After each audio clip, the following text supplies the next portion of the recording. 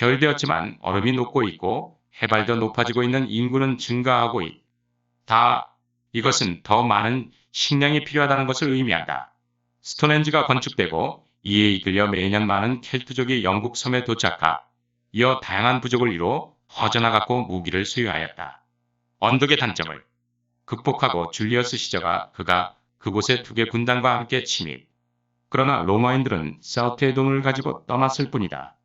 클로즈라는 이름의 다른 로마인이 20만 명을 이끌고 침략하였지만 그는 지루해져서 그의 부하들에게 조개 껍질과 소금을 수집하라고 명령했다. 정복된 영국 지역은 브리타니아라는 로마의 속주가 되었다. 로마군의 철수와 게르만족 진입 7왕국, 윈체스터, 체스터, 맨체스터, 콜체스터와 스터게 등은 아니지만 바스런, 던 같은 많은 도시들이 세워졌다. 켈트족 여왕부대크가 로마에 대항하여 일어섰지만 그녀는 실패하여 결국 자살했다. 팩족과 문제가 많은 칼레도니아 지역에는 하드리아누스 황제가 치수와 도로와 하수시설 내 트워크를 건설하여 보호하였다. 그러나 로마 군단은 본국에서 징집포출을 당해 다른 침략자들에게 쉬운 표적을 남겨주었습니다. 게르만의 앵글족 주트족과 색슨족들은 켈트족을 아일랜드 스코틀랜드로 밀어내었다. 웨일스 코널 브르타뉴 공작은 쇠퇴했지만 앵글로 색슨족은 결국 웨섹스 머시아 이스트 앵글리아와 노성 브리아 왕국을 형성했다. 돌데가드 셀틱 퀸후 디파이드 롬 데일로와 알프레드 대왕 앵글로 색슨족들은 또한 그들의 언어를 가지고 왔고 그들 고유의 달력을 썼다. 교황은 선교사들로 하여금 새로운 거주민들을 개종시켜 영국이 처음으로 예수 신도들의 함유하게 했다. 바이킹에 의한 영국 습격은 른득슨에 있었지만 곧 덴마크 바이킹은 노선브리아와 이스트 앵글리아를 점령하고 상륙했다. 그들은 데일로 대너머라고 알려진 영토를 설립했고 알프레드 대왕의 지휘하에 웨섹스를 정복한 앵글로 색슨족에게 곡물 은과 대늘겁을 요구했다. 전투에서 알프레드 왕은 결국 에딩턴의 바이킹을 물리쳤다. 바이킹들은 결국 쫓겨나고 에설스턴은 영국의 첫 번째 왕이 되었다. 그리고 그들은 바이킹 언어들을 남기고 이후 계속 침략, 포크비어드 폴크스반과 덴마크의 왕이 되었고 이후 에델레드는 그의 여동생을 죽인 후 침략하여 왕이 되었지만 그는 오래 살지 못하였다. 윈스턴 캐슬은 호위 아일랜드, 데너워, 스웨인, 포르트레드, 킹 오브 덴마크 986-1014 노르망디의 윌리엄고 에셀레이드가 죽은 후 그의 아들 크누트나가 덴마크 왕위를 물려받았지만 고 백자 에드워드 에볼트 큰패스는 자신이 왕이 될 것을 주장. 고드윈슨이 도움을 받아서 에드워드는 그의 가족들의 땅과 직함을 주었지만 에드워드는 가족이 그의 사촌을 죽이고 수녀를 납치한 것을 회한 아이는 맨발로 예루살렘가 지걸어가다 죽음.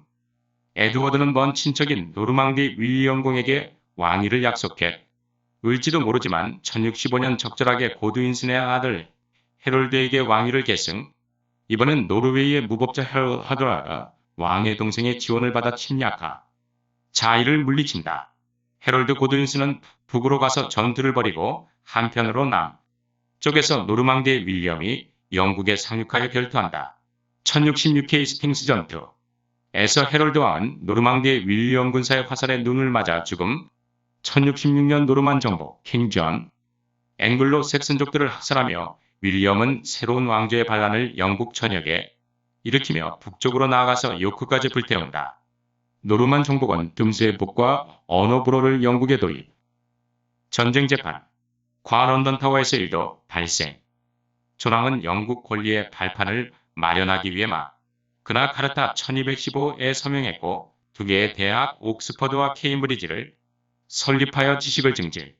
그는 또한 웨일즈 정복을 계획하여 자신의 왕자를 웨일스의 왕자로 만들었다. 이후 많은 웨일즈 왕자 계승이 이어지고 존왕은 또한 첫 번째 의회를 주도.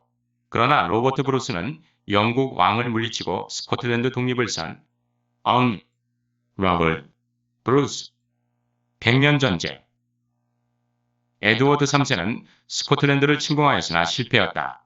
그러나 이후 100년 전쟁이 계속되어 에볼는 대포와 같은 새로운 전투병기를 사용. 크레이지 전투에서 프랑스는 많은 수의 기병들과 석궁병들이 참여하였으나 소수의 영국의 큰알사스 왕바문이 대활약하면서 두 나라는 밀고 밀리는 공방전을 벌인다. 전쟁 와중에 발대한 프랑스의 잔다르크에 의한 100년 전쟁 승리. 에드워드 3세는 포르투갈과 동맹을 맺고 결속을 다지지만 에드워드가 죽는 나쁜 소식이 전해진다. 그 다음 왕이 될 사람은 리처드 2세이고 이어 요크 가문은 헨리 5세와 헨리 6세, 랭커스터 가문과 대립한다. 랭카스터가에서는 헨리 6세의 아름답고 야심찬 프랑스 공주였던 앙주안주의 마가릿과 결혼을 주선. 마가릿은 에드워드 3세 후 세인 리처드가 자신의 아들의 왕위 계승에 방해가 된다고 보고 리처드를 아일랜드로 유폐. 장미전쟁. 마가릿은 소모셋백 자커 서머스를 기용 승진시켜 리처드와 대항. 하지만 요크 가문의 리처드는 군대와 함께 돌아왔다. 헨리 6세가 정신장애를 겪자 이후 리처드는 왕국의 섭정자로 임명되었고 마가릿은 1년 후 회복한 헨리에게 요크의 리처드가 추진한 개혁을 반대하도록 격려. 리처드는 쫓기. 다 군대를 일으켜 다시 복귀. 비록 왕위를 차지할 수 없었지만 리처드는 그의 후계자가 헨리가 죽은 후 새로운 왕이 될 것이라고 약속받음. 리처드 리처드 비워크는 마가릿 여왕 지지파에게 결국 죽임을 당하고 그의 아들 에드워드 4세가 약속대로 왕위에 오르고 랑카스터의 헨리를 상대로 많은 전투에서 승리. 헨리는 체포되고 마가릿은 아들과 함께 망명길에 오르게 됨. 에드워드 4세는 계획된 랑스 공주와의 결혼을 하지 않고 프랑스의 왕족이 아닌 귀족 미망인과 결혼하여 동맹자 워릭공의 분노를 사게 됨. 워릭공 1 랭카스터 헨리왕 옹립. 그러나 구금 중 사망하여 다시 에드워드가 왕위에 오르게 됨. 에드워드 5세 알 수 없이 행방불명. 따라서 삼촌 리처드 3세가 섭정. 장미전쟁 1455-85 보충 설명. 월스 오브 로스는 붉은 장미를 표시로 삼은 랭커스터 왕가와 흰 장미를 표시로 삼은 요크 왕가 사이의 왕위 쟁탈전이었다. 요크 공작 리처드는 헨리 6세의 발병을 틈타 1453년 호민관 겸 방위관이 되어 랭커스터가의 중심 세력인 서머셋 공작과 싸워 장미전쟁을 일으켜 그를 멸하였다. 1460년에 리처드는 왕위를 요구하여 헨리 6세의 사후왕위 계승이 승인되었으나 랭커스터파의 반대로 리처드는 전사하였다. 리처드의 아들 에드워드는 1461년 랭커스터가를 격파하고 왕위를 획득하여 에드워드 4세가 되었다. 이윽고 요크가 내부에 불화가 일어나 1483년 에드워드 4세의 사후 에드워드 5세와 그 동생 이 에드워드 4세의 적자가 아니라는 명분으로 에드워드 4세의 동생 글로스터 공 리처드가 리처드 3세로서 즉위하였다. 이에 어머니 계통으로 왕실에 연결된 랭커스터가의 유일한 왕위 요구자인 헨리 튜더가 1485년 망명지인 프랑스에서 귀국하여 1485년 보스워스 전투에서 리처드 3세를 격파하고 헨리 7세로 즉위하였다. 이로써 장미 전쟁은 끝나고 튜더 왕조가 열리게 되었다. 이 전투의 과정에서 많은 제후와 기사가 몰락하고 튜더 왕조 헨리 7세에 의해 잉글랜드의 대주의가 시작되었다. 장미전쟁의 구기족 중에서도 왕권에 대하여 반항적인 부분이 거의 모두 괴멸해버리고 말았다. 이것은 헨리 7세의 국가 재건 사업을 용이하게 만들었다. 리처드 3세. 리처드 3세는 1483년 형인 에드워드 4세가 사망하 자 12살짜리 조카 에드워드 5세 섭정이 됐다.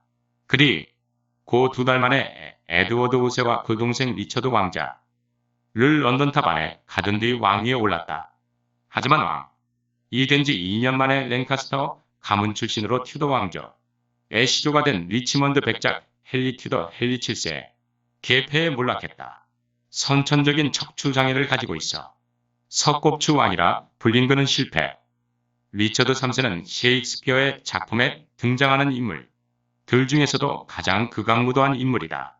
권모술수에 능한 그는 권력을 쟁취하기 위해 친형 클레란 스공작을 비롯해 에드워드 5세 형제를 제거했다. 또 한그에게 시아버지 헨리 6세 남편 에드워드 왕자가 지 죽임을 당해 과부가 된 앤을 뱀처럼 현란한 화술로 농락해 아내로 삼는가 하면 조카인 엘리자베스 와 결혼하기 위해 앤을 독살했다. 리처드 3세와 헨리 8세. 헨리 티도가 바다를 건너와 리처드를 죽이고 나서야 가더 버스워트필드 장미전. 쟁이 끝남. 헨리 7세는 에드워드 4세의 딸과 결혼하여 두 가문의 화합 이룸. 뒤이어 헨리 8세는 6번 결혼 중 2명의 여왕 엠블린, 캐서린 하워드를 참수하고 또 한 회 일스를 영국에 편입시켰고 의회에서 국가를 대표하여 자신을 잉글랜드 왕국의 왕으로 선포했다. 첫 번째 여왕인 형수였던 에스파냐 왕의 딸 캐서린과의 이혼 문제로 로마 가톨릭과 결별하 고 영국 성공회 설립 캐서린의 딸이 피에 메리, 엠블린의 딸이 엘리자베스 여왕. 아일랜드 농정에 몰수되고 폐의라고 불리는 더블린 북은 지역 통제하고 영국에서 정착. 민을 식민지에 보냄. 아일랜드 농장은 몰수되고 영국 농부에게 권리가 주어짐. 빅하우스.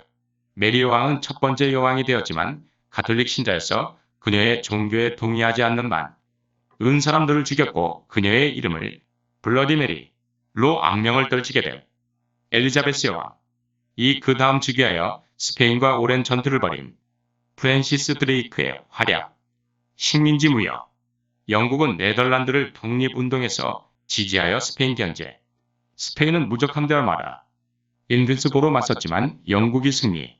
이로 인해 패권을 잡은 영국은 탐험의 황금시대로 접어들었다.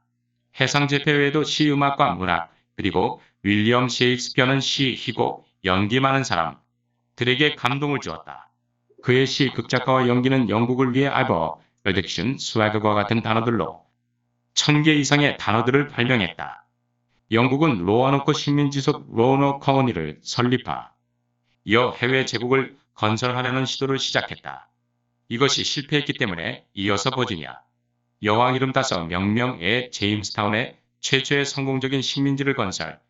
또한 프란시스 드레이크는 세계 일주를 마치고 존 호킨스 전 허킨스는 영국 노예 무역을 시작했고 가이 포크스가 퍽스는 의회를 폭파하려고 시도했다. 영국의 발전. 그래서 불꽃놀이로 이를 축하는 전통이 생김. 내전의 발생으로 왕당파와 의회파가 대립. 모든 이들이 이 두 편에서 줄다리기 할 무렵 마침내 의회가 승리하고 찰스왕은 처형됨. 올리버 크롬웰이 왕정을 해체하였지만 그의 지세는 군인들을 행복하게 할 수 없었기 때문에 영국은 곧 다시 왕정으로 복고됨. 식민지 경쟁에서 영국은 스페인에게서 자메이카를, 네덜란드에게서 뉴암스테르 담을 탈취. 뉴암스테르담은 뉴욕이 되었다. 중력을 발견한 과학적인 위대한 인물 아이작 뉴턴이 있었고 스코틀랜드는 노바 스코시아를 식민지로 확보하였지만 프랑스에게 소유권을 넘겨줌. 그리고 마침내 영국과 스코틀랜드가 연합하여 대영제국이 되었다. 스코틀랜드의 식민지 개발을 위한 재정 파탄이 잉글랜드와의 합병원인 영국 역사 동영상 버전 캡스워프 유튜브 컴와즈 리이코가 73 서드와트 후 간략한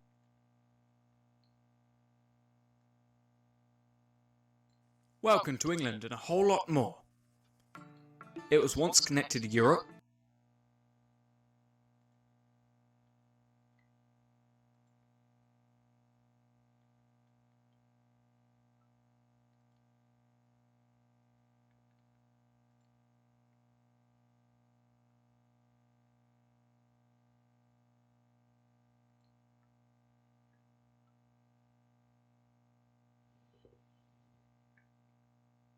Because of geography, but ice is melting and sea levels are rising. The population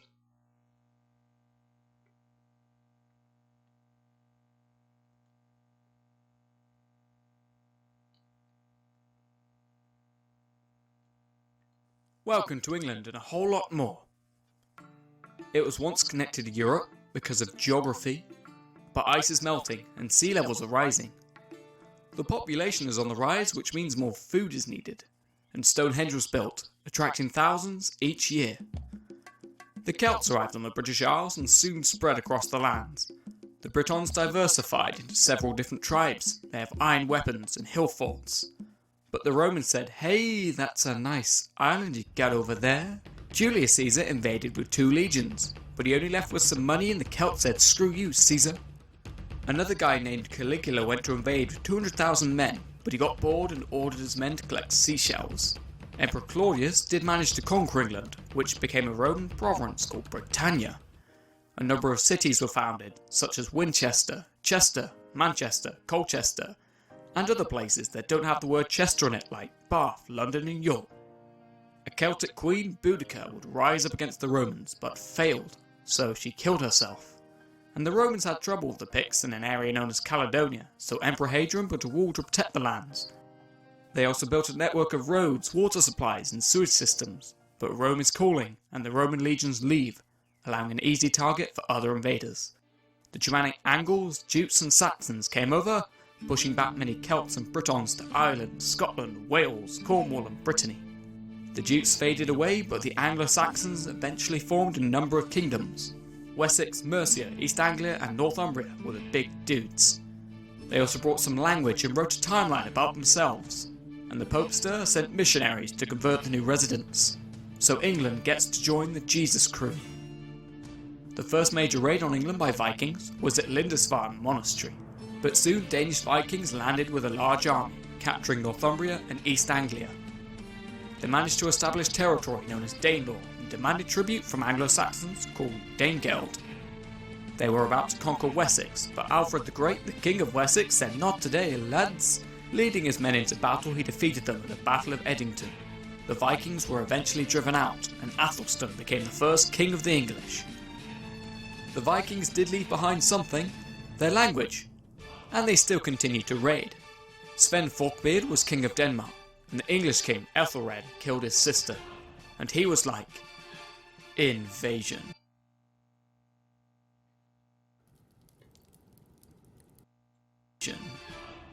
And he became king, but he didn't live long, deciding to go riding in order to die. So his son Canute inherited the throne. The Danish were kings for a while, but Edward the Confessor said, "I'll be king," and he was helped by an earl, Godwin. So Edward gave his family lands and titles for the help, but Edward was like, "You suck. Your whole family sucks. Your child killed his cousin and abducted a nun." So that child walked barefoot all the way to Jerusalem and died on the way back. Edward may have promised the throne to his distant relative, William of Normandy, but it's 1065 and Edward's a potato, so promises the throne to Godwin's son, Harold. It's Norway! And they have a badass, Harold Hardrada, who's coming to invade. Hardrada is backed up by Tostig, the king's brother. They win at the Battle of Fulford, and English Harold is down south waiting for William of Normandy to arrive. William doesn't arrive, so Harold rushes north. The battle commences, and English king wins. And Norman King William is on his way and lands in England, right here. Harold rushes down once again. The Normans slaughtered the Anglo-Saxons, and William establishes a new dynasty. Revolts occurred all over England, so castles were put up all around the country. William even marched north and burned the city of York to the ground to put off future revolts. The conquest brought the Domesday Book, more language, trial by combat, and work on the Tower of London. Fast forward to King John, who lost Normandy. Great job! John signed the Magna Carta, setting the stage for English rights and laws. Heads up, it's knowledge, with 2 universities, Oxford and Cambridge. But wouldn't it be nice to take control of Wales? Edward I said yes, and conquest complete. He made his son the Prince of Wales, setting up a long line for princes of Wales. He also liked governing, so called the first representative parliament. Next on the list for Edward was Scotland. However, Robert Bruce defeated the English king and declared independence for Scotland. Edward III tried invading Scotland also. Failure again. It's okay though, because there's a new long war against France in the 100 Years' War. And Edward gets to use a new technology, the cannon. At the Battle of Crécy, France came with a massive army with cavalry and crossbowmen against the small number of English longbowmen. Surprise, smaller army wins. This is just one battle though, so England win for a bit, then France, then England, then France, then England, insert Black Death somewhere, then France, then England. France wins eventually. Edward III also signed an alliance with Portugal because they're best friends. But bad news, Edward dies. Place your bets on who's going to be the next king. Guess what? It's this guy. Richard II. Now this guy's son deposes him, meaning Henry IV, Henry V, and finally Henry VI. And these guys are from the House of Lancaster, but spoilers, the House of York still has a claim. Henry VI married Margaret of Anjou, a French princess who was beautiful and ambitious. She hated Richard of York, an advisor to the king. Margaret wanted her children to be the next king, and thought Richard, a descendant of Edward III, might get in the way of this. She promoted other advisors for the king, so Richard was sent away to Ireland. Margaret installed a new advisor for the king, the Earl of Somerset. However, Richard of York returned with an army to reform the court. He was installed as protector of the realm after the king suffered a mental breakdown. A year later, Henry recovered, and Margaret encouraged Henry to reverse the reforms. Richard of York fled, but soon returned with an army. Although unable to capture the throne, it was promised that his heirs would be the new kings after Henry's death. However, in battles against the Queen's loyalists, Richard of York was killed. His son Edward IV captured the throne and won many battles against the Lancasters. Henry was captured while Margaret fled into exile with her son. However, Edward backed out of a marriage with a French princess and married a widow of a minor noble. This angered Edward's closest ally, the Earl of Warwick. The Earl of Warwick allied with the Lancasters and installed Henry as king again, but Edward recaptured the throne once more, with Henry dying in captivity. Edward V became king, but mysteriously disappeared, so his uncle Richard III took power. But it's not over yet, as Henry Tudor crossed the sea and killed Richard, the last king to die in battle. Henry Tudor was technically at Lancaster, so he married Edward IV's daughter, uniting the houses, and became Henry VII. Henry VIII, King of Studs, married 6 times, soon beheading a few queens and splitting with the church. He also incorporated Wales into England, giving them representation in Parliament. He declared himself the King of Ireland, although England only controlled an area known as the Pale. It wouldn't be long before the Irish plantations, however, where Irish lands were confiscated and given to the English settlers. Mary I became the first queen, but she's Catholic and killed many people who didn't agree with her religion, giving her the nickname Bloody Mary. Elizabeth came next, and she entered a long war with Spain. England supported the Netherlands in their independence movement, so Spain built an armada. But wait, this failed. England went to build its armada, but this also failed.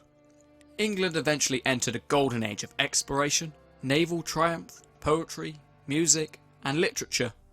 An English stoner named William Shakespeare may have impressed many people with his poetry, playwrights, and acting. He invented over 1,000 words for the English language, with words like eyeball, addiction, and swagger.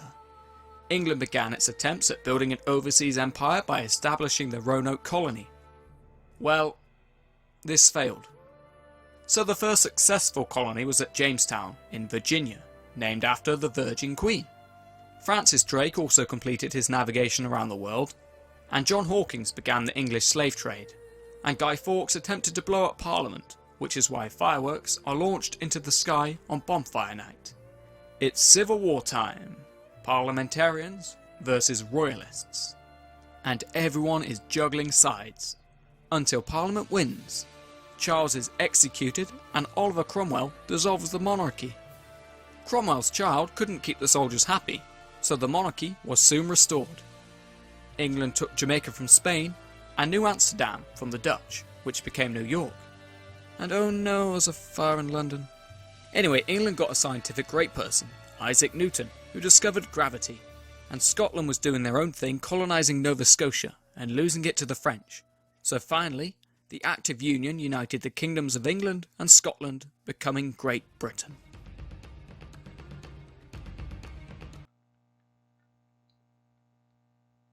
간략한 영국 역사 두 번째 자료. 브리튼의 선사시대. 그레이트 브리튼 섬에는 기원전 9세기경부터 기원전 5세기경까지 켈트, 계민족이 침입했다. 이로써 그레이트 브리튼 섬에서의 철기시대가 시작되었고 브리튼 섬 각지에 켈트계의 부족국가가 성립되었다. 기원전 55년 로마의 율리우스 카이사르 주리어스에서 가 그레이트 브리튼 섬을 침입했고 서기 43년 로마 황제 클라우디우스 커드스가 브리튼 대부분을 정복했다. 로마 제국 시대의 브리타니아는 켈틱의 주민 로마인이 지배층으로 군림했다. 다만 로마의 지배는 브리튼 섬 북부의 스코틀랜드와 아일랜드 섬에는 침투하지 않고 켈틱의 주민의 부족 사회가 계속되었다. 5세기 들어서로 마제국이 게르만계 집단의 침입으로 혼란에 빠지자 로마인들은 브리타니아를 포기했다. 로마의 군단이 떠난 브리타니아는 게르만인의 침입에 노출되게 된다. 중세서기 400년대에 유틀란드 반도에서 브리튼 제도로의 이주. 칠왕국 시대의 그레이트 브리튼 섬. 게르만인의 앵글로 색슨 부족들이 브리타니아를 침입해 그레이트 브리튼 섬 남동부를 정복했다. 그 결과 이 지역에는 후세 앵글로 색슨 칠왕국으로 불리게 될 소국가군이 성립했다. 5-7세기에 브리튼 섬 남부의 피크인 팩슨 앵글로 색슨에 의해 흡수 소멸해버린다. 이러한 브리튼 섬 남부의 소국가할 것 상태에서 점차 잉글랜드 지방이 형성되었다. 잉글랜드의 명칭은 앵글로 색슨 부족 중의 앵글린 앵거스들에게서 유래한다.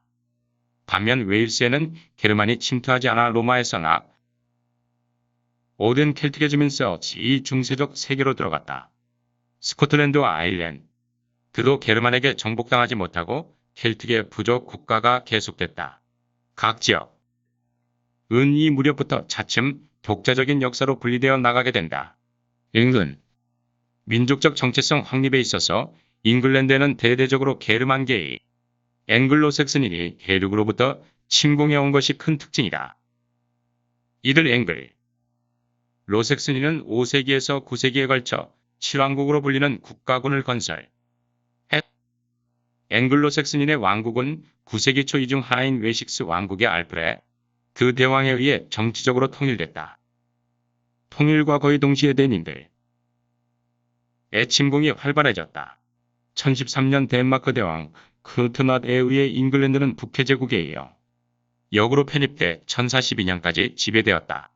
이후 일시적으로 앵글로색슨의 왕이 부활하지만 1066년 프랑스의 노르망디 공 윌리엄 1세에 의해 정복되면서 잉글랜드 지배층은 노르망계 프랑스 귀족으로 교체됐다. 그 결과 잉글랜드는 프랑스 문화의 영향을 강하게 받았다. 영국 중세 앵글로 색슨의 여러 왕국은 덴을 중심으로 한 바이킹의 침입에 의해 멸적인 타격을 받았지만 878년에 웨식스 왕 알프레드가 흔든에서 덴을 누르고 웨드모어의 화의를 체결해 데일로 지방을 제외한 잉글랜드 남부 지방을 제외하고 통일시켰다. 886년에 알프레드는 런던을 빼앗았다. 에드거 평화왕 때 북부 지역도 통일되어 현재의 잉글랜드와 거의 같은 영역이 된다. 927년에 아제르스탄이 잉글랜드 왕국을 건국. 한때 잉글랜드 왕국은 덴마크 왕 크루트에게 정복당했지만 이후 다시 앵글로 색슨의 왕과 웨섹스 왕조가 부흥한다. 1066년 노르망디 공 기욤 2세에게 정복당하고 기욤이 윌리엄 1세 정복왕으로 즉위하면서 노르만 왕조가 열렸다. 노르만 왕조가 스코틀랜드에 대한 노르만 콘퀘스트를 시작하면서 앵글로 색슨계의 지배자층은 거의 일소되고 프랑스어가 국왕귀족의 공용어가 되었다. 노르만인의 잉글랜드 정복론은 Conquest of England. 윌리엄은 자식 없이 죽은 잉글랜드의 에드워드 참여왕과 자신의 친척관 계를 근거로 들며 잉글랜드 왕위를 주장했다. 참여왕은 1066년 죽었으며 그의 매제 고두인의 아들 헤럴드가 왕위를 계승했다. 1066년 9월 노르웨이 국왕 하랄드 하르드라디가 잉글랜드 북부의 상류 풀퍼드 전투에서 잉글랜드군에게 승리를 거두었다. 그러나 헤럴드는 9월 25일 스탠퍼드 브리지 전투에서 하르드라디를 꺾었고 하르드라디는 이전 투에서 사망했다. 그로부터 며칠 되지 않아 윌리엄이 잉글랜드 남부에 상륙했고 헤럴드는 병력 상당수를 북부에 남겨둔 채 윌리엄과 대적하기 위해 남하했다. 헤럴드 그의 수비군은 윌리엄의 침략군과 10월 14일 헤이스팅스 전투에서 격돌해 그 결과 윌리엄이 승리하고 헤럴드는 사망했다. 윌리엄의 주요 경쟁자들인 헤럴드와 하드라디가 사라졌지만 이후 몇 년에 걸쳐 잉글랜드에서는 노르만 침략자들에 저항하는 반란이 잇따랐고 윌리엄은 1072년 이후에야 왕위를 확실히 확보할 수 있어 100년 전쟁 1337-1453 스코틀랜드 노르만 왕조와 그 뒤를 이은 플랜타지넷 반딕은 왕조의 역사적 경위 로 프랑스와 잉글랜드의 관계는 매우 복잡해졌다. 이를 원인으로 한 100년 전 젠과정 1431년 5월 30일 잔다르크 화영에서 잉글랜드는 대륙의 영토를 실하고 기본적으로 브리튼 섬에 완결되는 왕국으로 재편성되었다. 이는 후에 잉글랜드의 국민적 정체성을 성립시키는 한 요인이 되었다. 100년 전쟁이 시작은 왕가들 사이의 분쟁이었으나 전쟁을 거치면서 프랑스와 잉글랜드의 평민들 사이에 국민의식이 싹트게 되었고 서로마 제국이 망한 이후 서유럽 세계 상비군의 개념을 촉발시켰다.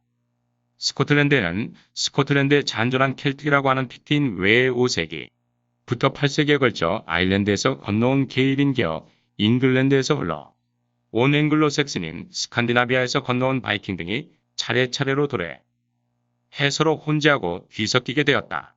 잉글랜드에 비해 아일랜드에서 건너온 그룹과 북유럽 정치 권력의 영향을 더 많이 받았다는 점에서 스코틀랜드 유의 특징을 갖고 있다. 스코틀랜드는 11세기 초에 비로소 정치적 통일을 볼 수 있게 되어 현재와 거의 같은 영역에서 스코틀랜드가 통일되는 것은 15세기에 이르러서이다. 정치적으로 통일되기 시작한 스코틀랜드를 종종 잉글랜드가 군사적으로 침공해오는 경우가 많았다. 1292년 잉글랜드 왕 에드워드 1세의 침공으로 스코틀랜드는 시적으로 잉글랜드의 예속 아래에 놓였지만 윌리엄 워러스 브레이브하트의 실존 모델의 반란 등 스코틀랜드는 잉글랜드에 대항했고 14세기 초까지 스코틀랜드는 다시 잉글랜드로부터 독립 1314년 로버트 브루스가 스코틀랜드 대부분을 재정복하면서 스코틀랜드의 독립을 유지했다. 번호권 전투 이처럼 스코틀랜드는 잉글랜드에 대항하는 조치를 자주 요구하다 보니 프랑스와 동맹을 맺는 일이 잦았다. 이는 중세를 거치면 서일정하게 나타나는 경향이었다. 웨일스에서는 켈틱에 분열된 소국가가 13세기까지 존속했다. 이들 군은 다른 국가들과의 정치적 관계로 인해 한때는 잉글랜드와 결탁해다. 른 국가군과 대결하거나 혹은 웨일스로 뭉쳐 잉글랜드에 대항하는 일을 반복했다. 이런 상황에서 1280년경 루엘인 아크리피즈가 웨일스의 정치적 통일을 가져오려고 시도했다. 그는 웨일스의 1인자로 프린스 오브 웨일스 대공을 자칭했으나 잉글랜드의 에드워드 1세에 밀려 패사했다. 그리피스를 굴복시킨 그는 임신한 왕비를 웨일스로 불러 이곳에서 아들 에드워드를 출산. 왕은 웨일스 태생의 왕자에게 웨일스의 지배자인 프린스 오브 웨일스의 칭호를 내렸다. 이는 현재까지 영국 왕실 차기 왕위 계승자 칭호로 존속되고 있다. 이리하여 웨일스는 잉글랜드의 정치적 지배하에 들어가게 되었지만 문화적 정체성은 그 후에도 존속하여 현재까지 이르고 있다. 아일랜드도 켈틱의 민족에 의해 몇몇 소왕국이 분열하는 상태가 12세기경까지 계속되었다. 12세기 중반 노르만인의 침입을 계기로 헨리 2세가 군대를 이끌고 아일랜드에 상륙했다. 헨리는 아들 존에게 아일랜드의 지배권을 주었고 존은 아일랜드경을 자칭했다. 아일랜드경 칭호는 잉글랜드 왕에 의해 계속 승계된다. 그러나 이러한 잉글랜드의 지배권은 완전한 것은 아니었다. 이후 아일랜드의 귀족들은 잉글랜드의 지배에서 서서히 벗어나 잉글랜드에서 장미전쟁이 끝날 무렵 아일랜드는 잉글랜드의 배에서 완전히 벗어나 있었다. 이후 잉글랜드 왕이 아일랜드에 간 섭할 경우에는 이곳 귀족의 호의를 받아들여야 했다. 근세 17세기 유럽 종교개혁. 대륙에서 15세기 초 시작된 종교개혁 운동은 브리튼 섬에도 전파돼 큰 영향을 미쳤다. 마르틴 루터의 95개조 반박문 1517. 지금까지의 민족적 차이, 역사적 차이, 문화적 차이 외에 종교적인 차이도 더해져 후에 영국을 형성하는 각 지역의 특색을 형성하게 되었다. 또한 이들의 종교적 차이는 영국이 형성되는 한요 인이 되었다. 잉글랜드의 종교개혁은 헨리 8세의 이혼 문제라는 전혀 비종교적인 이유로 시작됐고 이로써 이뤄진 잉글랜드 국교회는 잉글랜드에서의 왕권 강화를 도왔다. 후 가톨릭의 부흥이 시도되기는 했지만 엘리자베스 1세의 통치에 이르러 국교회의 우위는 확정적으로 굳어졌다. 스코틀랜드에는 16세기에 와서야 칼뱅파가 들어왔다. 스코틀랜드에서의 종교개혁은 귀족이나 왕의 권력을 억제하는 것이 목표의 하나였으므로 잉글랜드에서 그것은 전혀 다른 방향성을 나타내게 되었다. 아일랜드는 가톨릭 세계에 잔류하게 됐다. 이 때문에 종교적으로는 프랑스나 스페인과 가까운 관계가 되었다. 아일랜드 점령 1536년에 헨리 8세는 아일랜드에 재침입을 시도했다. 아일랜드는 잉글랜드 왕이 참칭자 램버트 10년 램버트sem노 을 내세워 반항했지만 왕이 칭자를 맡은 일은 헨리에게 상당한 위기감을 안겨 아일랜드의 식민지화를 결의하기에 이르렀다. 1541년 헨리는 귀족들의 지지를 받지 못한 채 기존의 아일랜드 경을 대신해 아일랜드 왕을 자칭했다. 이후도 아일랜드의 출병은 단속적으로 계속돼 제임스 1세의 통치하에서 아일랜드 전체 섬의 지배가 확립되었다. 앞서 말했듯이 아일랜드는 종교개혁에서도 가톨릭을 지켜냈기 때문에 개신 교로 전환된 잉글랜드와의 종교적 차이성이 존재했다. 잉글랜드는 지배층인 잉글랜드인의 우위성을 확정짓기 위해 가톨릭 형벌법을 제정해 가톨릭 신지배층의 권력 배제와 가톨릭에 대한 차별이 획책되게 됐다. 잉글랜드 스코틀랜드 연합 스코틀랜드 왕 제임스 4세는 잉글랜드 왕 헨리 7세의 딸 마거릿 튜더와 혼인했다. 이로써 스코틀랜드와 잉글랜드는 그동안의 대립적 관계에서 동맹적 관계로 이행하게 됐다. 또한 그들의 아들 제임스 5세의 후손에게는 잉글랜드 왕위의 계승권이 발생했다. 엘리자베스가 독신으로 사망하자 위와 같은 혼인관계로 스코틀랜드 왕제 임스 6세가 왕위 계승자로 지명되었다. 이로써 스코틀랜드 잉글랜드 양국은 동군연합으로 발전했다. 잉글랜드 왕 제임스 1세와 그의 아들 찰스 1세는 잉글랜드 특히 왕권을 신장하는 국교회 시스템을 중심으로 스코틀랜드로 끌고 가려 했다. 이로 인해 스코틀랜드에서는 주교전쟁이 일어나는데 찰스는 이 전비를 당할 재원을 찾기 위해 의회를 개최했다. 그러나 왕의 요구는 받아들여지지 않고 국왕과 의회가 군사적으로 대립하게 되었다. 이것이 청교도 혁명의 시작이다. 이 대립은 올리버 크로멜이 이끄는 철기병에 의해 찰스가 생포되어 1649년에 처형됨으로써 잉글랜드에서 어느 정도 봉합되었다. 1707년 스코틀랜드 병합 왕위 계승자인 찰스 2세는 프랑스로 망명했다. 여기서 루이 14세의 호의로 가톨릭의 영향을 받았다. 이로써 가톨릭 세계에 잔류한 아일랜드와의 접점이 마련됐다. 더욱이 잉글랜드에 위의 멋대로 자국 왕을 처형당한 스코틀랜드는 찰스 2세의 즉위를 인정한다는 방침을 세웠. 으므로 찰스는 스코틀랜드나 아일랜드를 발판으로 왕정복고 운동을 벌일 수 있었다. 잉글랜드 공화국을 이끄는 크로멜은 왕당파를 탄압하기 위해 스코틀랜드 아일랜드를 출병해 양 지역의 왕당파와 아일랜드 가톨릭을 대거 탄압했다. 이후 잉글랜드에서는 크로멜 사후혼란에서 찰스 2세의 왕정복고를 인정하지만 찰스 2세의 뒤를 이은 제임스 2세의 후계자 문제를 놓고 다시 분규가 생겨 제임스 2세는 잉글랜드에서 쫓겨났다. 이것이 잉글랜드 명예혁명이지만 스코틀랜드나 아일랜드에서는 자코바이트 반란으로 반영되게 됐다. 제임스는 가톨릭 출신이어서 아일랜드의 지지를 받기 쉬웠다. 또 스코틀랜드는 다시 제멋대로 자국 왕을 교체한 데 대해 반발했다. 결과적으로 자코바이트 부흥은 성공하지 못했고 오히려 이 두 차례의 저항에 의해서 양쪽 지역에서의 잉글랜드에 의한 지배권이 늘어나는 결과가 되었다. 결국 스코틀랜드는 1707년 합동법에 의해 잉글랜드와 합병되었고 아일랜드에서는 잉글랜드의 식민지화가 철저히 이루어지게 되었다. 그레이트 브리튼 왕국의 성립. 앤 여왕의 치세인 1707년 잉글랜드와 스코틀랜드의 합동법이 성립되면서 두 왕국은 지금까지의 연합에서 더욱 강한 통합을 진행해 그레이트 브리튼 왕국으로 일체화됐다. 이로써 앤 여왕은 마지막 잉글랜드 왕위와 스코틀랜드 왕위의 유자가 됐으며 다시 그레이트 브리튼 왕국의 첫 번째 군주가 됐다. 아일랜드 왕위는 그 후에도 18세기 동안 여전히 분리되어 있었다. 이미 청교도 혁명과 명예혁명의 시민혁명을 경험했던 영국사에 서는 이 무렵부터 근대사로 다루는 것이 일반적이다. 하노버 왕조의 성립과 내각제의 성립. 왕위 계승법을 제정한 영국 의회는 앤 여왕 이후 독일에서 스튜어트 가문이 피를 받은 하노퍼 선제후 게오르크 루트비히를 왕위 계승자로 초빙했다. 영국 조지 1세로 현재 윈저 왕조에 이은 하노버 왕조의 시초가 된다. 조지 1세는 어디까지나 독일 하노버의 군주여서 독일 또는 대륙 유럽 정치에는 적극적으로 가담한 반면 영국 정치에 대해서는 별 흥미를 갖지 않았다. 조지 1세는 즉위할 때 이미 50세가 넘은 데다 당시 유럽에서의 국제어는 프랑스어여서 영어를 이해하는 데 한계가 있었다.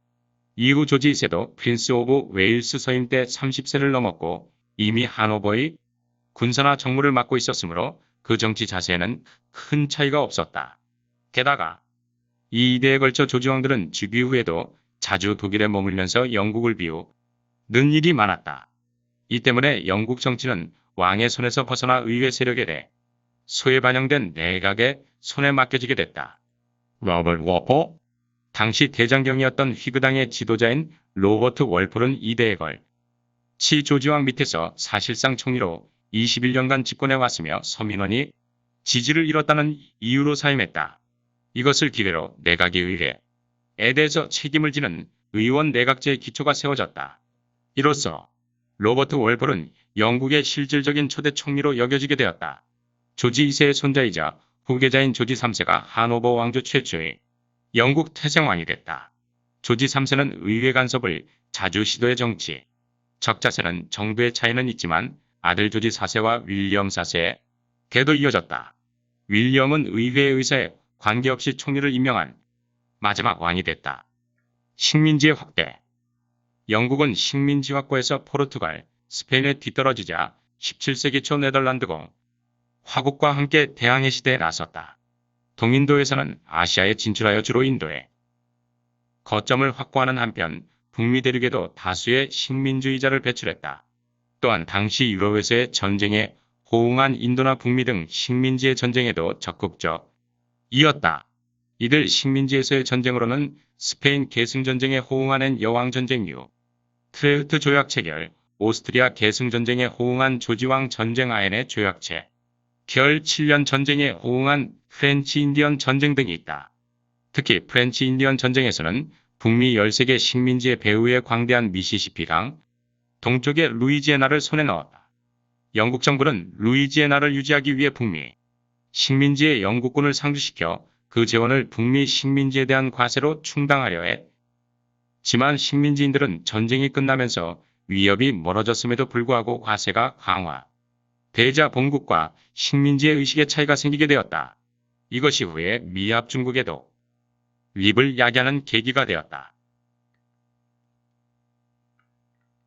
버스턴 티파리 1773년 12월 16일 프렌치 인디언 전쟁으로 광활한 루이지애나 지역을 프랑스로부터 얻었지만 전비로 불어난 국가 채무 상환 및 식민지 이유 지를 위해 보내진 군대 비용을 13개 주 식민지에 대한 증세로 조달하기로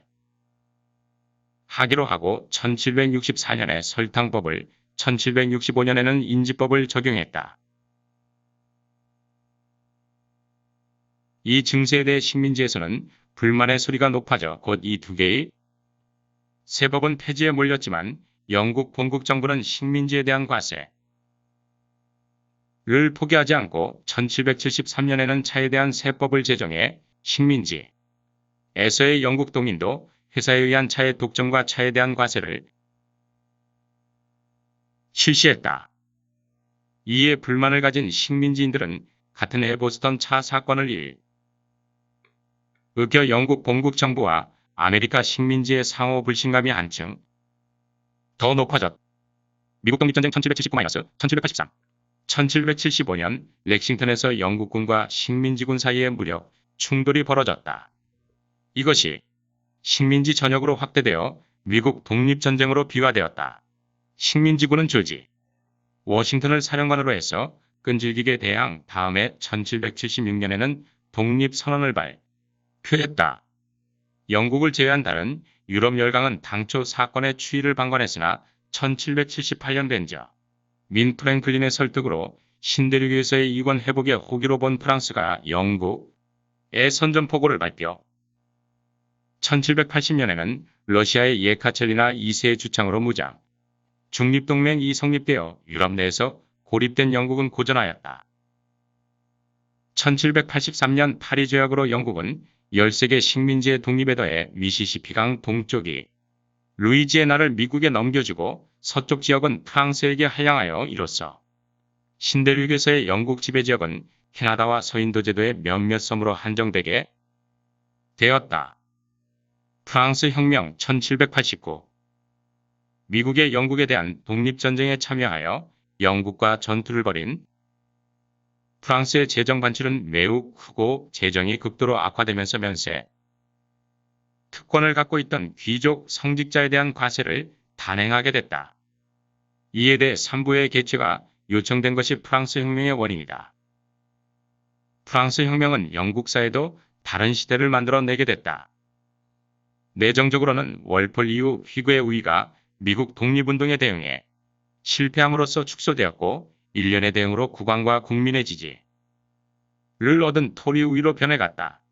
3부의 스테츠 제너는 앙시앙 레짐 시기의 구체제 프랑스에서 세 신분의 대표자가 만난 국가 중요 사안에 대해 토론한 일종의 분제위회. 1신분은 가톨릭 성직자, 2신분은 귀족, 3신분은 평민이다. 그레이트 브리튼 및 아일랜드 연합왕국. 아일랜드는 중세 이래 잉글랜드가 자주 정복하고 식민화했지만 아일랜드의 켈트계 주민은 문화적 종교적으로 잉글랜드에 동화되지 않았다. 잉글랜드계 주민의 아일랜드 우위성을 유지하기 위해 가톨릭 형벌법을 정해 아일랜드인과 지지층인 잉글랜드인의 차별화를 꾀했다. 가톨릭계 아일랜드인들은 16세기 자코바이트 반란을 통해 가톨릭의 이해심을 보이는 자코바이트에 가담함으로써 아일랜드의 지위 향상을 꾀했지만 이는 결과적으로 잉글랜드의 아일랜드 지배 강화로 이어졌다. 18세기에 미국 독립전쟁이 일어나자 영국은 북미 대책에 농락당하고 아일랜드 그 대책에 빈틈이 생기게 되어 아일랜드 의회의 지위는 현저하게 향상되었다. 이어진 프랑스 혁명에서는 이에 호응함으로써 아일랜드의 위상을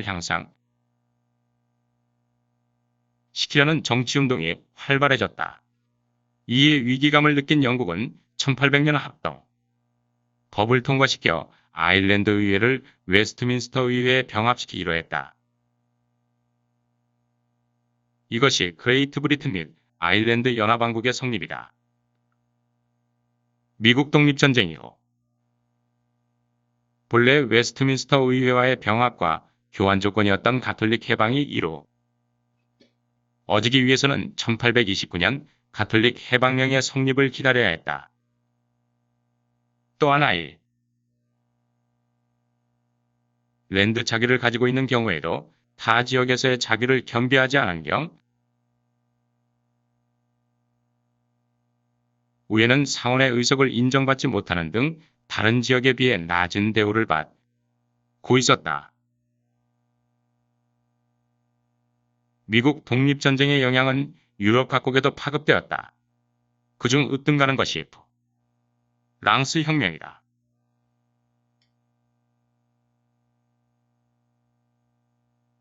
영국은 혁명전쟁에 대해 제1차, 제2차 대프랑스 동맹에 가했지만 대륙의 대변동에 대한 간섭은 비교적 제한되었다. 프랑스 군왕 토론을 공격하고 망명 귀족들을 받아들인 정도이다. 이는겨 제적으로는 미국 독립전쟁의 패전으로부터의 회복기에 해당되며 정치적으로 영국 정권 내부에서도 프랑스 혁명에 대한 이해를 나타내는 층이 어느 정도 존재했기 때문이다. 아미엥 조약 트리티어 회미네스 1800이 프랑스로 귀국한 나폴레옹은 브리메르 18일 쿠데타로 정권을 대통령 정부를 출범시키고 프랑스 공화국 제1대통령에 취임. 나폴레옹은 이후 제2차 이탈리아 원정을 다녀와 다시 오스트리아를 굴복시켰고 다음 화살을 다시 영국으로 돌렸다. 이후 영불 관계는 강화로 향하여 1802년에 아미엥에서 일시적인 조약 아미엥 조약이 성립되었다. 일시적으로 평화가 찾아오는 듯했으나 이미 이듬해에는 서로 미엥의 조약이 준수되지 않고 있다고 비난하는 사태가 벌어져 일찌감치 이 조약은 파기되고 말았다. 1805 트라팔가 해전 넬슨, 1815 워털루 전투 웰링턴. 이런 가운데 1812년 러시아 원정이 실패로 끝나자 대륙 각국은 일제히 나폴레옹에 대해 반항으로 돌아섰다. 이베리아 반도 전쟁에서도 1813년 초대 웰링턴 공작 아서 웰즈 리가 이끄는 영국 육군이 비트리아 전투에서 승리해 결국 영국이 승리로 막을 내렸다. 동쪽에서는 같은 해 라이프치 전투에서 프랑스군이 대패했고 1814년에는 연합군이 파리에 입성해 나폴레옹을 엘바 섬으로 방했다. 산업혁명 영국에서는 세계적으로 앞서 18세기부터 증기기관의 개발, 개량을 계기로 공장제 기계공업의 발달이 촉진되어 18세기 중반부터 산업혁명이 진전되었다. 최초로 공업화된 것은 경공업인 면직물 분야로 영국의 주요 산업 중 하나였다. 증기기관을 동력으로 한 직접이나 방적기의 기계화와 이노베이션이가 속되어 공장에서의 대량 생산이 가능하게 되었다. 경공업 단계에서는 자금이 그다지 필요로 하지 않았지만 자본의 하나로서 염가의 노동력이 필요했다. 또한 동력권이 되는 석탄을 채굴하는 탄광과 이를 운반하는 적주랑 면포의 원료가 되는 면화를 인수하는 무역항에서도 동력을 집중시킬 만한 수요가 생겨났다. 이처럼 노동력이 집중된 공업도시는 중세 도시를 기반으로 근대 도시로 발전했다. 한편으로 이러한 도시 사이를 묶어 원료를 대량으로 유통시키는 시스템이 필요하게 되었다. 이렇게 생겨난 것이 철도로 1825년에 최초의 철도가 리버풀 맨체스터 사이에 설되었다. 의회 정치와 민주주의의 발달 나폴레옹 전쟁에서의 승리는 영국 내에서는 프랑스 혁명에 공감하던 지식인과 산업혁명으로 발응하던 자본가와 노동자들에 대한 반동 정권의 승리이기도 해. 이 내정적인 반동체제는 1832년까지 계속되었다. 그해 선거법 개정으로 소매점 점주선까지 확대됐지만 여전히 현안인 부패 선거. 군은 거의 방치돼 있어 법 개정의 수혜에서 타락한 대다수 근로자들은 추가 선거 권 확대를 목표로 정치운동을 벌이게 됐다. 이것이 차티스트 운동 차르리즘 무브먼트이다. 차티즘 차르리즘은 정치 참여 요구뿐 아니라 기아에 처한 노동자들의 열망을 북돋우는 데 성공했다. 이들의 운동은 남자 보선과 부패, 선거구 해소를 골자로 한 1838년의 인민헌장 책정으로 결실을 맺어 이후 1842년, 1848년의 대규모 시연으로 발전했다. 기성정당이었던 휘그당과 토리당은 1832년 개정으로 거의 만족한 자산가 중산 층을 자기 편으로 끌어들여 차티즘을 누르려 했다. 이 시도는 성공했고 차티즘 운동은 1848년 혁명에 호응한 마지막 대규모 시위 이후 진정됐다. 임페리얼리즘 19세기 중반에서 19세기 말의 유럽은 영국의 헤게모니 아래에 있으며 대체로 평온했다. 고대 팍스 로마나를 본따서 이 시기를 일컬어 팍스 브리테니, 팍스 브리테니가 영국의 평화라고 부르기도 한다. 로마의 오현제 시대 주 96-180년처럼 이 시기에 영국 제국은 바야흐로 전성기를 맞고 있었다. 빅토리아 여왕의 통치 아래 과학기술은 발전하여선 거법 개정으로 노동자는 국민이 되고 시기에는 전 세계에서 자본이 모여 팍스 브리테니커라 불릴 정도로 평화롭게 각국의 영향력을 행사할 수 있었다. 1872년 당시 영국의 모습은 일본의 이와쿠라 사절단의 기록인 미국과 유럽 회람실기에 자세히 기술되어 있다. 영일동맹 1901년 1월 22일 빅토리아 여왕 사망 후 하노버 왕조부터 작센코브르 크고타 삭스커버른가도 왕가의 에드워드 7세 국왕이 즉위해 다 이후 외교적으로는 1902년 1월 30일 러시아의 남하 정책에 대항하기 위해 이해관계의 일치에 의한 목적으로 일본과 영일동맹을 체결하였다. 이후 일본은 러시아와의 러일전쟁에서 미국 정부 공화당 시어도어루 스벨트 대통령의 주선을 받은 강화 성립으로 승리하였다. 그 후 일본, 과영국의 군사동맹은 제2차 1905년, 제3차 1911년으로 계속 갱신되었다. 1910년 5월 6일 에드워드 7세가 별세하고 조지 5세 국왕이 즉위했다. 1차 대전 이후 1918년 11월 11일 독일과 연합국 간의 휴전협정이 체결됨으로써 제1차 세계대전은 종식되었다. 영국을 포함한 연합국의 승리로 끝났다. 이드메인 1919년 6월 28일에 대독의 강화조약인 베르사유 조약이 조인되어 1920년 1월 10일에 발효되었다. 이번 전쟁은 영국과 프랑스의 패배로 대영 불체물을 회수하지 못할 것을 우려한 미합 중국이 오랜 고립주의를 깨고 유럽전쟁에 참가함으로써 군사적으로는 해소되었다.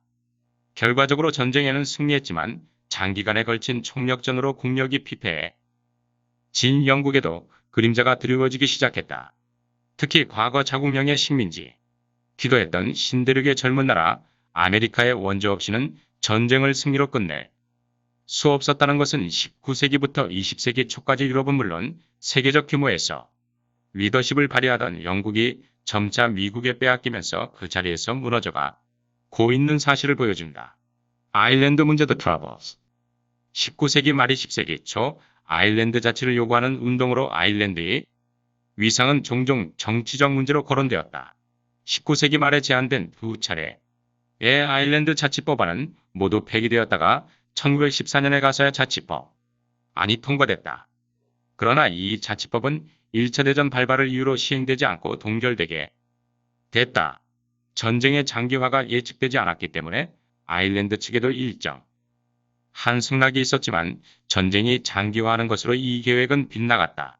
전쟁 중 영국에 대한 불만은 커졌고 독일에 맞고 공작에 의해 1916년 대규모 대형 반란과 아일랜드 독립선언이 이루어졌다. 영국은 이에 대해 해군대를 투입하고 반란 주동자를 처형하는 방식으로 대응했기 때문에 영국에 대한 불신은 더욱 커졌다. 북아일랜드 분리와 아일랜드 독립전쟁 이러한 이유로 인해 전후 영국에게 아일랜드 문제는 시급한 정치 과제로 대두되었다.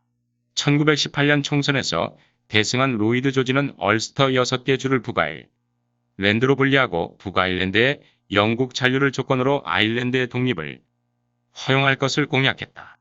한편 독립급진파는 영국에 대해서 게릴라전을 전개에 응했다. 아일랜드 독립전쟁 이로 인해 아일랜드 문제의 긴급성이 커진 영국에서는 1920년에 아일랜드 통치법이 제정되었다. 독립전쟁이 수습됨에 따라 통치법의 틀 안에서의 아일랜드 자치를 영국과 일랜드 간에 확인하는 영해조약이 체결되어 영국 왕관에 충성을 맹세하는 아일랜드 자유국의 성립이 확인되었다. 한편 아일랜드에서는 이 조약에 대해 한 찬성파와 반대파의 의견이 모아지지 않아 아일랜드 내전이 발발했다. 아일랜드 노던 아일랜드 이후 아일랜드는 1937년 아일랜드 헌법 시행에 따라 국명을 일랜드 아일로 변경했다. 제2차 세계대전 후인 1949년에는 일랜드 공화국이 되었다가 1949년에 영연방을 이탈했다. 크로멜의 아일랜드 정복 이후 정착해 개신교계 주민이 많아졌던 북아일랜드는 가톨릭계가 다수인 남아일랜드와는 거리를 두고 연합왕국에 남는 길을 택했다. 그러나 이 때문에 북아일랜드에서는 소수파가 된 가톨릭계 주민, 과다수파인 개신교계 주민 사이에 갈등의 불씨를 남기게 되고 또 아일랜드가 통일되지 못하고 있다는 불만도 남게 되었다. 제국의 붕괴. 제2차 세계대전 중 영국은 제국 내에서 최대 규모의 인구를 자랑하는 식민, 지인도에 대해 유럽, 태평양에서 복수의 전선을 유지하고 또한 평화를 유지하기 위해 전후 인도의 지위에 대해 대폭적인 양보를 하지 않을 수 없었다. 영국 정부는 1947년 인도 독립법을 승인하고 인도와 파키스탄의 독립을 드메인 1948년 세일원 스리랑카의 독립을 승인했다. 또 대전 중에 일본의 지배하에 있던 버마, 말레이에서도 영국 지배하에 회복하는 것에 혼란을 보여 1948년에 버마 미얀마에 1957년에 말레이시아의 독립을 승인했다. 1951년 10월 26일 애틀리가 실각하면서 노동당에서 보수당으로 정권 이겨 최대꽃 처칠이 총리에 재임했다. 대처리즘, 다케르스엄 1907, 19-1990 1970년 보수당의 에드워드 히스의 49대 총리 이후 50대 헤럴드 윌슨 재임 51대 제임스 켈러건 1976-79 총리 재직 등 두 사람이 연속으로 노동당 정권을 이어갔다. 전후 영국에서 행해진 복지, 국가, 제도와 기관 산업의 국유화 정책에도 불구하고 구태의연한 계급제도는 남아 생산 설비의 노후화와 맞물려 영국의 경제 활력이 없어졌다. 1970년대에는 영국병 유럽의 환자라고 불릴 정도로 경제 상황이 악화됐다. 1973년 터진 오일 쇼크로 영국 경제는 큰 타격을 입었다. 이 상황을 개선할 것을 기대하며 등장한 사람이 1979년 총선에서 대승을 거둔 보수당 당수 마거릿 대처다. 1979년 5월 4일 취임한 대처 총리는 작은 정부 자유주의 국가론을 목표로 규제, 완화와 복지제도 개편 등 과감한 개혁을 실시했다. 또 야당인 노동당 좌파나 노동, 조합을 겨냥해 전후 국유화된 기관산업의 민영화, 탄경 폐쇄, 런던시 해체 복지, 제도의 압축에 나섰다. 이를 1980년대 들어 모방해 통신, 전매국철 등 세계 사업의 민영화에 나선 것이 일본이다. 신자유주의 눈이오르벌레섬 대처리즘의 결과 실업률은 급격히 증가했고 리버풀 등 공업지대, 도시는 수렁에 빠졌다. 이런 대체 정치 자세를 신자유주의 혹은 대처리즘이라고 부른다. 덧붙여 1980년대에는 영국의 제조업이 쇠퇴한 반면 북해 유전의 생산이 성장해 오일 쇼크 후에 원유 수출 가격 상승에 의해 유국 영국의 대외 수지는 흑자가 되었다. 대처는 또 대외적으로도 강경했다. 1982년에 포클랜드 분쟁은 그 일단으로 포클랜드 제도를 점령한 아르헨티나군에 대해 즉 C6회 공군을 출동시켜 포클랜드 제도를 탈환했다. 이에 따라 한때 침체됐던 대처의 지지율은 반등했다. EU 유럽연합에서 이탈, 브렉시트 브렉셋 2020년 2월 1일 이후 영국은 EU 회원국이 아니었다.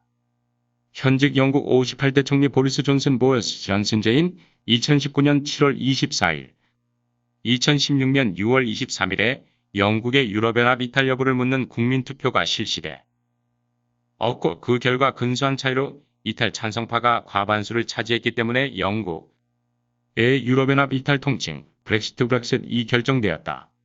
이에 따라 2010-2016년간 총리로 재직했던 캐머런 데이빗 캐머런 55대 총리 겸 보수당 당수가 책임지는 형태로 쌓임을 표명했고 2016년 7월 13일 캐머런 정부에서 내무장관을 지낸 테레사 메이 트루이스 메이가 대처의 두 번째 영국 여성 57대 총리 겸 보수당 당수로 취임했다. 캐머런 행정부에서 외무장관을 지낸 필립 해먼드를 재무장관으로 앉히고 해먼드의 후임 외무장관에 보리스 존슨 전 런던 시장을 기용했다. 2020년 2월 1일 유럽연합 이탈로 영국령 북아일랜드와 아일랜드의 통관이 부활되면 북아일랜드 민족주의, 자아일랜드 귀족파와의 분쟁이 격화될 것을 우려했다. 따라서 EU 부분 잔류가 가능하게 하여 통관이 불필요하게 되었지만 보수당 내의 강경한 이탈파 등이 반발하여 반대파가 생긴 것이 원인이 되어 2019년 1월 15일 브렉시트에 관해서 EU와 정리한 협정안이 의회하원에서 큰 차이로 부결되었다. 한편 노동당이 제출한 내각 불신임안도 1월 16일에 근소한 차이로 부결되어 메이 정권은 연임하게 되었다. 2019년 5월 24일 유럽연합 EU로부터의 이탈이 막다른 골목에 봉착한 것을 두고 메이 수상은 퇴진을 표명. 6월 7일에 당수를 사임 후 흑의 취임까지 당수 대행. 으로서 수상직에 유임해 2019년 7월 24일에 제2차 메이 내각 총사직 보리스 존슨이 수상 겸 보수당 당수에 취임했다. 영국은 2020년 1월 31일 오후 11시 GMT 한국 시간 2020년 2월 1일 오전 8시 유럽연합 EU에서 탈퇴했다. 이렇게 해서 2016년 6월 23일에 국민투표 이후 3년 반의 기간이 소요되어 1973년에 이시 9유럽 공동체 EU의 전신 가입 이래 약 46년에 걸친 영국의 EU 회원 국지위에 막을 내렸다. 영국이 브렉시트를 이유를 탈퇴하는 노림수는 무엇일까? 미국과 연합해 이른바 앵글로색슨 연합을 만드는 게 아닌가 하는 의구심을 일부 정치학자들은 제기하고 있다.